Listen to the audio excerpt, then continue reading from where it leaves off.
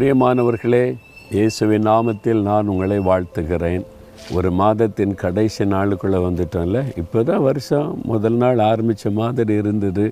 எவ்வளோ வேகமாக காலம் ஓடிக்கிட்டே இருக்குல்ல. ஆண்டோடைய வருகையை நம்ம நெருங்கிக்கிட்டே இருக்கிறோம். பரலோகத்தை நமக்கு நெருங்கி வந்து கொண்டே இருக்கிறாரு. அதான் இதை காண்பிக்கிறது.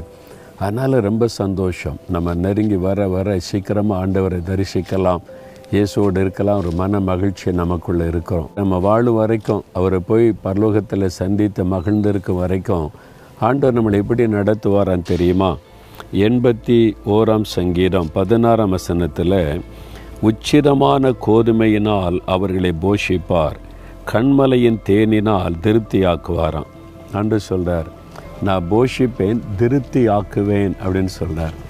உங்களுக்கு தான் சொல்கிறார், என் மகனே, என் மகளே, நான் உன்னை போஷிப்பேன். எப்படி தெரியுமா? திருப்தியாக போஷிப்பாராம்.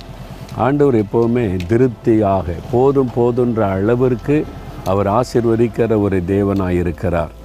பாருங்கள், பசியோடு இருந்தாங்க. 5 அப்பம் 2 மீன் எடுத்து ஆண்டவர் போஷித்த போது எல்லோரும் திருப்தியாக சாப்பிட்டாங்க.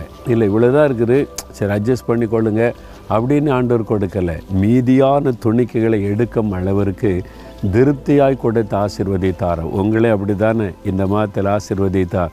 இன்னும் ஆசீர்வதிக்க போகிறார். உங்களை திருப்தியாய் அவர் ஆசீர்வதிப்பார்.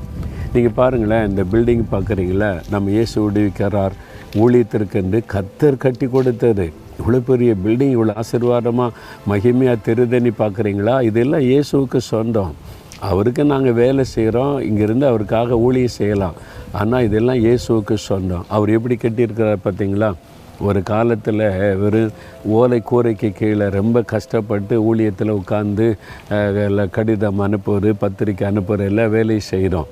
இப்போ பாருங்கள், திருப்தியாய் போதுன்ற அளவிற்கு, போதுமா இந்த இடம், போதுமா இவ்வளோ போதுமா, வசதி போதுமான்ற அளவிற்கு தேவன் எல்லா வசதிகளையும் உண்டாக்கி கொடுத்து தீவிரமாக ஊழியத்தை செய்யுங்கன்னு ஆண்டவர் வைத்திருக்கிறார். நாங்களே அதற்கு சாட்சி. ஆண்டவர் திருப்தியாய் ஆசீர்வதிக்கிறார். உங்களை ஆசீர்வதிப்பார், உங்கள் குடும்பத்தை ஆசீர்வதிப்பார். எதில் குறைபட்டிருக்கிறீங்க? குறைவே இல்லைங்க. திருப்தியாக ஆசீர்வதித்திருக்கிறார் என்று சொல்லும்படி ஆசீர்வதிப்பார். அப்படி தான் ஆண்டவர் உங்களை ஆசீர்வதிக்க விரும்புகிறார். விசுவாசிக்கிறீங்களா? ஆண்டவர் அப்போ என்னையும் அப்படி ஆசீர்வதிங்க. இங்கே கேட்டால் தான் பெற்றுக்கொள்ள முடியும். விசுவாசிங்க, கேளுங்க, பெற்றுக்கொள்ளுவீங்க. கேட்குறீங்களா? அப்படியே கண்களை மூடி, தகப்பனே, எங்களை ஆசீர்வதித்து திருப்தி ஆக்குகிற ஒரு நல்ல தகப்பனப்பா நீங்கள்.